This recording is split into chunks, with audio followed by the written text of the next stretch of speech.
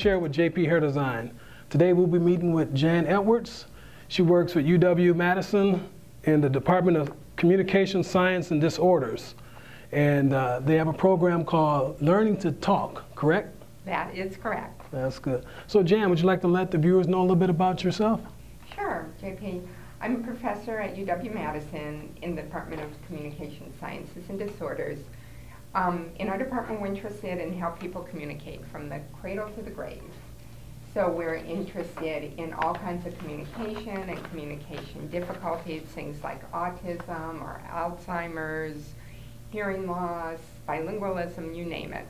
Okay. And I'm particularly interested in how children learn to talk. I became interested in this because my daughter was such a late talker.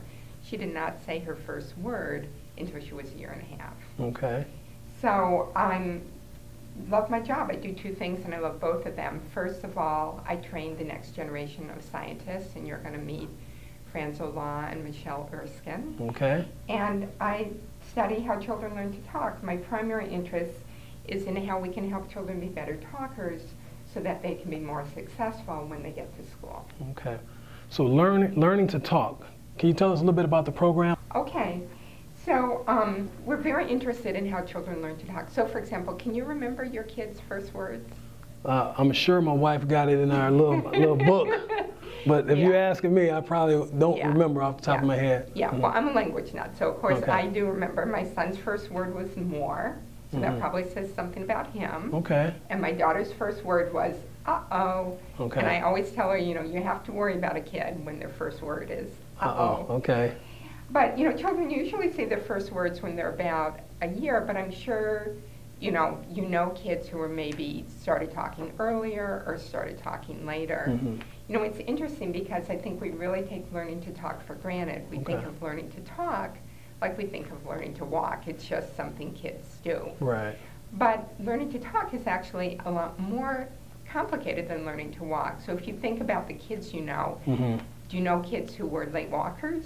Yes. Yes, but maybe they walk by like 14 months or 50 months, but they all learn to walk, right? Okay, right. But what about, don't you know more kids who maybe had trouble learning to talk, like they couldn't pronounce their sounds correctly, or they stuttered, or something like that?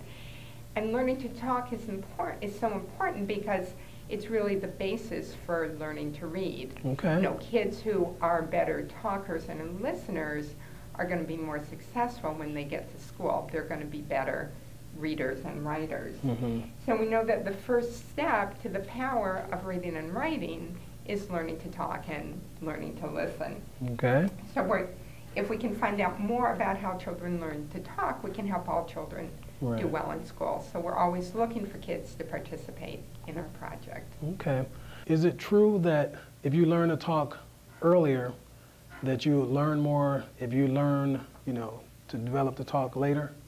Well, that's an interesting question because we didn't used to think that it mattered at all.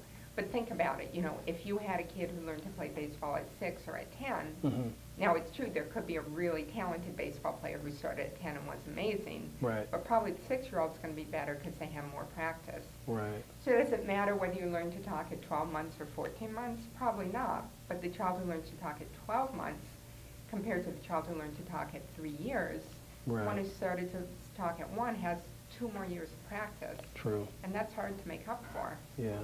Yep, that's true. So you want to tell our viewers how to participate in this project? Well, it's really simple. If you're interested, well, let me tell you a little bit more about what families do. We're looking for children families with children who are between the ages of 2 and 4. Okay. And they come visit us, and the kids play language games with us so we can learn more about their talking and listening. Usually they come for about 2 or 3 visits. We pay parents $20 an hour for their time, and at every visit the child gets to pick out a book and a small toy. We can either arrange a cab to pick up the family and bring them to us and take them home, or we can send the family a parking pass. You can either come by your shop if you're interested and fill out a parent information form, or you can go to our website too if you're interested, learningtotalk.org. But there are also things, you know, if you're just interested in what you can do to help your child have better to be a better talker, you know, there's some really simple things you can do. The easiest thing you can do, the thing that everyone can do, it doesn't cost any money, you don't need any special training, is just talk to your child. Okay. It's really interesting. It doesn't even matter really what you say. Like from when your child's a baby, just talk to them as much as you can. Okay. It's kind of weird to talk to babies because they don't talk back. Right. Like I found, like when my kids were babies, like I just said their name a lot to them, or you know, was talking about what I was doing.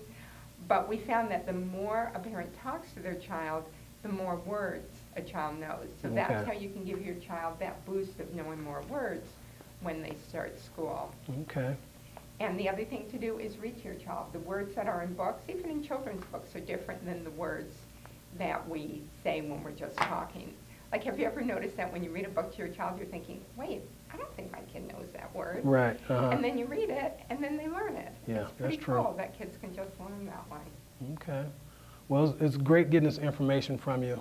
Thank you. It's a pleasure. It's a privilege to be on your show. Thank you. Thank you. So now we're visiting with Michelle Erskine. She is a graduate student in the program, Learning to Talk. Michelle, would you like to let the viewers know a little bit about yourself? Okay, so as you mentioned, I am a graduate student in the Department of Communication Sciences and Disorders, and currently I am working in the Learning to Talk lab, learning many different things. So I first got started because I had a lot of interest in children and how they learn to speak and how that relates to their reading problems. My cousin early on, you know, I spent a lot of time teaching him how to read because he had a lot of difficulties.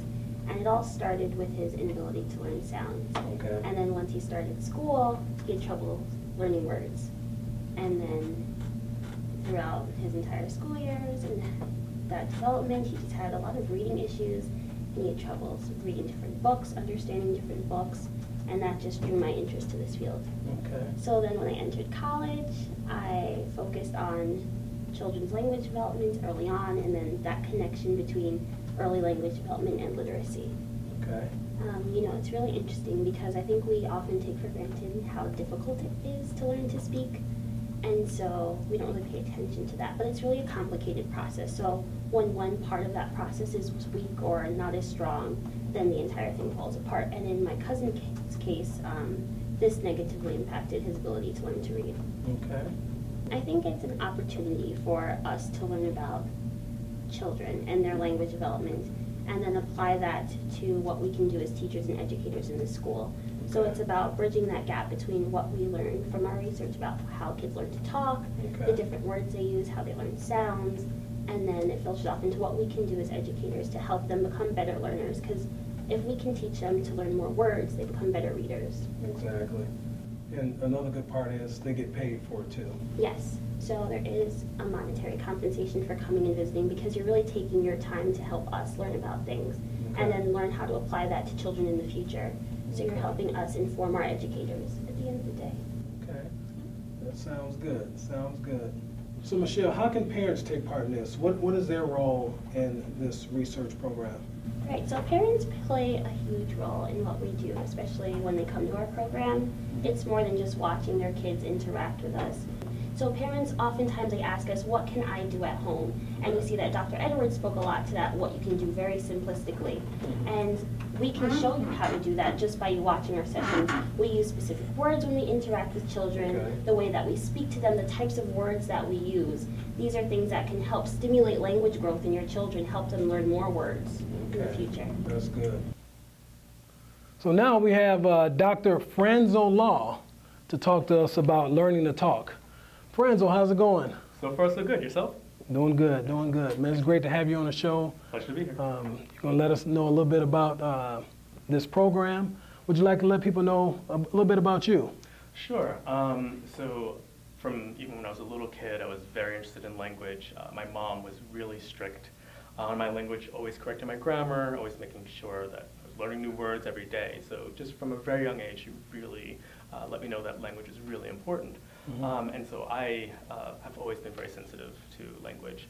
And at some point when I was a teenager, I kind of decided, you know what, I grew up in New York City. Okay. Pretty thick, hot dog type kind of accent. And I decided, you know what, I want to change my accent. And so I systematically tried to change how I speak. went to school in California, thought I fooled everyone. Okay. Then I asked someone, could they stand on line for me in the supermarket? And Okay. everyone said, oh, you're clearly from New York, we stand in line. And so I realized, language is a part of who I am, and just it's Okay. always around you. And so Okay. I was always very interested in differences and similarities. So that's kind of how I got interested in Right. Okay, cool. So why is learning to talk so important? So, once again, I was definitely raised that, language is knowledge, language is power. I mean, we use it in all aspects of our life. So from talking on the telephone, talking to your family, to Okay. signing a contract, to learning even math. I mean, Okay. all these things, language is involved in all of them. So it's a really important skill to master. Yes. And so it's just really interesting to explore how do you learn that skill, because so much goes into it. So when we have a child come visit us, we definitely try to get as much information as possible to understand what that child's language ability is. So a lot of what we do, we kind of model it as kind of playtime. So we tell the children that they're going to either watch a movie, or they may be saying words or listening to words, and Okay. they have to make certain choices Right. in these different tasks. And so, of course, our tasks have to be interesting to the children. They need to be engaging and fun. Yeah. So I believe one of the tasks you saw, we use an eye tracker. It's the Toby eye tracker. Okay. And so this, basically we sit the child in front of a monitor, and we basically tell the child, oh, you'll be watching a movie. Okay. And they'll see a series of images, and Right. they'll hear some sounds, and they have to, they'll obviously look at the screen. And what we're tracking is, where does the child look based on what the child heard? And that gives us a good measure of what that child understands. Okay. And I believe you're also on the other part of our space where we might ask children to repeat words. So Yes. sometimes they're words that they know. So Right. we'll ask them to say dog or cat. But then we also have some made-up words. So Okay. they might hear nafam. Okay. And so we get a measure of, well, can the child even say nafam? Okay. How precise are they at learning new words? Okay. So we're able to look at how does a child understand language, how does a child produce language, and how does a child learn even new words. Okay. So once you get all this information together, Mhm. how do you use this information to judge this person, this kid? Mhm. So we definitely, so once again, we have the tasks that we've designed in our lab, like the eye tracking task, and we also have some kind of standardized measures of what we expect the child to know. And so Okay. we can see, is there any relationship between those two? Can we make any predictions about Okay. this child? So currently we're engaged in a longitudinal study, so we'll be following these children over time to see how they progress. Okay. And this just gives us, once again, just a really good understanding of how does a child learn language, and what can we do as clinicians, as teachers, as professors to make it easier for children to learn language, so we know that what helps, what doesn't help.